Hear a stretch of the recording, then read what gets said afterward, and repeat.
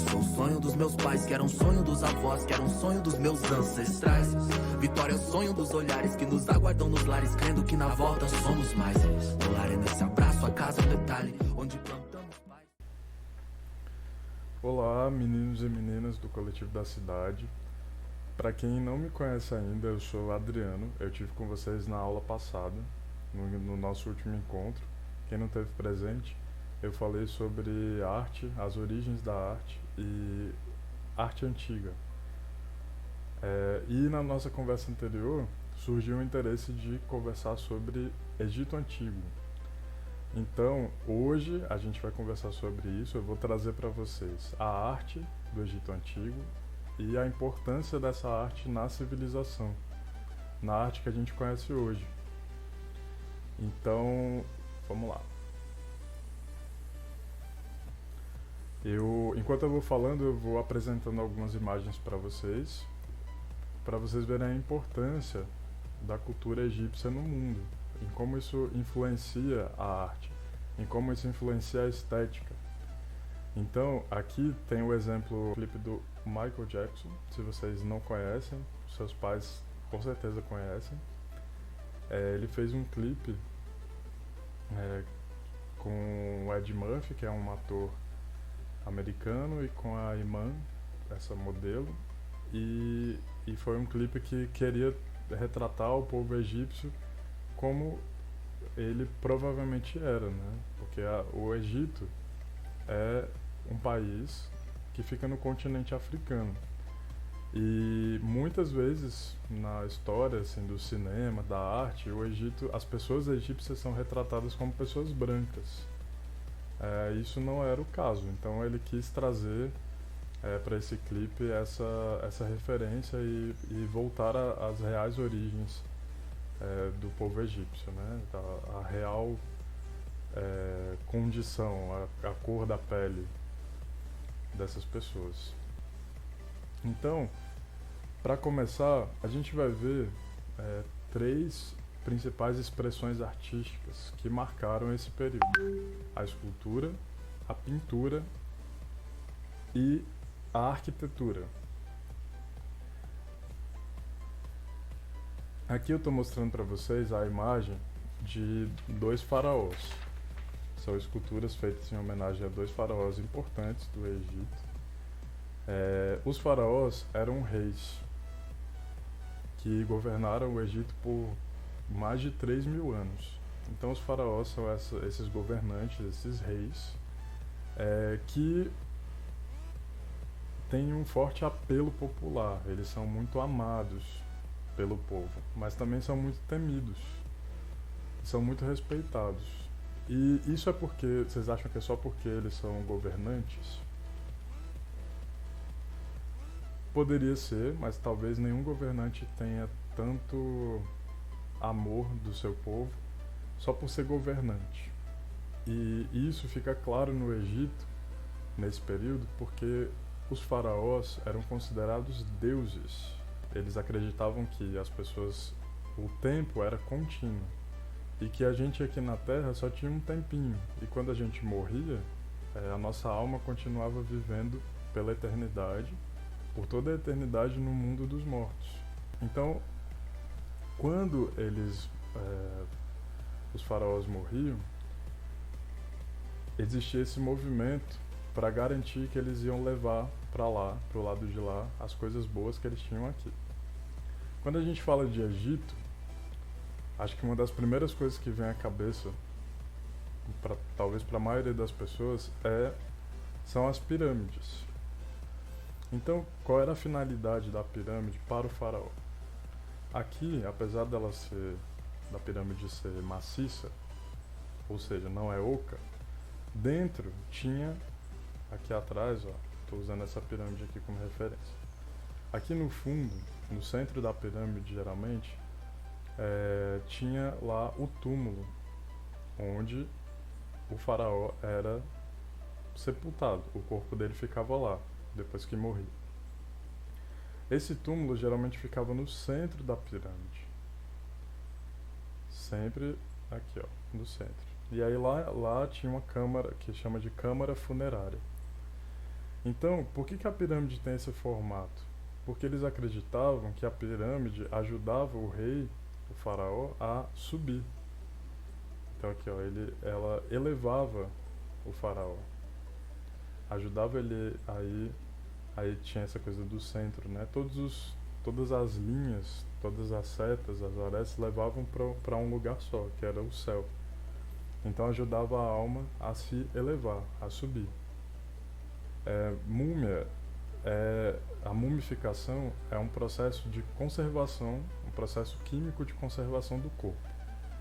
Então, os egípcios estudavam maneiras de preservar aquele corpo. E a Helena até falou na aula anterior que eles tinham um conhecimento profundo sobre medicina, sobre anatomia, porque para você conseguir preservar um corpo, você tinha que conhecer bastante sobre anatomia, química. Então, os egípcios, de maneira geral, eles era uma civilização que tinha uma mente muito fértil, que deixou grandes heranças para a humanidade. E aí você vê aqui também outro exemplo de um túmulo que tem tanto pintura quanto escultura. Então, de novo, a serviço de preservar a vida após a morte. E aí aqui, ó, o que eu trouxe para vocês lá no começo, aqueles 2 faraós que eu dei como exemplo, você vê que as expressões deles também são bem contidas, não tem muito movimento, é bem sério, bem parado. Da única mulher que foi uma faraó no Egito. É a Hatshepsut. Eu não sei falar o nome dela, não sei pronunciar, mas vocês estão lendo aí. Ela foi uma excelente governante. Durante o reinado dela, o Egito teve um período de paz, assim, 21 anos de paz consecutiva, sem guerras. E ela colocou em prática várias coisas que estavam no papel, ela realizou em um curto período de tempo, né, no seu reinado. E ela ficou marcada aí na história como uma figura importante, né, uma figura de representatividade. E eles eram muito rígidos no sentido de produzir a arte, né? Parecia que tinha uma certa fórmula, assim. O ideal para você aprender com os mestres, quando você queria aprender a arte, né, de pintar ou de esculpir, era que você tinha que aprender as regrinhas ali, o jeito de fazer, e aí depois que você aprendia, você não tinha que continuar estudando para aprimorar a sua técnica, para inventar coisas novas, porque não era o objetivo deles, eles não queriam inventar nada. Na verdade, eles já tinham meio que regras bem estabelecidas e queriam que as pessoas seguissem aquilo. Aqui, vou dar um exemplo para vocês sobre a pintura e algumas características dessa pintura.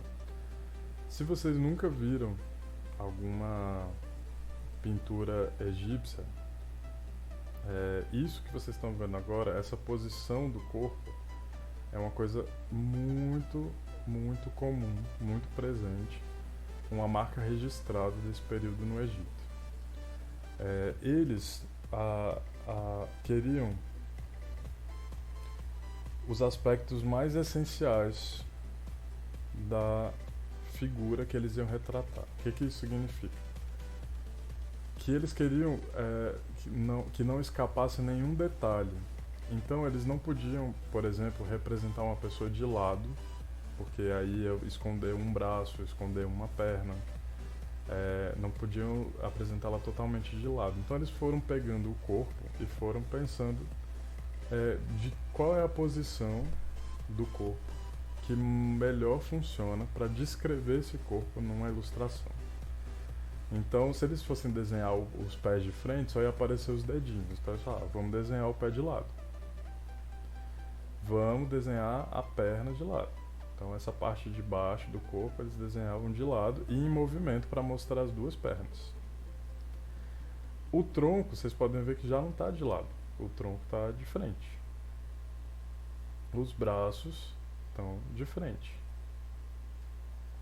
A cabeça de lado. Porque também indicava uma direção, né? Mas aqui você pode ver que o olho não está um olho é, como se tivesse de lado. Porque quando a gente fica de lado, o olho fica meio escondido, né? Então é um olho que está de frente. Então vocês podem ver que é uma combinação entre lateral e frontal. E a escolha se dá pelo que é mais representativo. Aí aqui o busto da Nefertiti. Esse busto da Nefertiti é muito famoso, assim, talvez seja uma das obras de arte egípcia mais famosas do mundo. Ele foi muito copiado na história da humanidade, essa estrutura, né, Nefertiti é uma figura importante, assim, uma figura pop, digamos assim, popular. Aí aqui eu quero mostrar para vocês esse museu, que é o Museu do Cairo, no Egito. Que vocês podem ver que é um museu que tem essas coisas, né? Aqui, ó, tem os sarcófagos, que eu falei que era como se fossem os caixões para vocês, onde ficavam as pessoas, os corpos. Tem as esculturas daquele estilo que a gente falou, ó, sentadinho, coluna reta. Então vocês veem esse padrão se repetindo. E aqui vocês podem ver, né? É enorme essa escultura, ó, as pessoinhas aqui. Então, um exemplo de um museu que traz essas coisas onde a gente pode ver hoje em dia, né? Um museu no próprio Egito. Porque isso aconteceu muito também, assim, muitas obras egípcias foram roubadas por outras nações, principalmente pelos europeus, e estão em museus em países da Europa, em vez de estar no Egito. Isso é uma grande batalha até hoje. O Egito tenta reivindicar, recuperar as obras para ficarem no próprio Egito. Então ainda tem essa treta, essa polêmica aí. Dizem que a Grécia é o berço da civilização. Esse termo é muito ruim, até porque não é verdade, não tem essa coisa de berço. A gente falou na aula passada que todos os povos são originários do continente africano, então...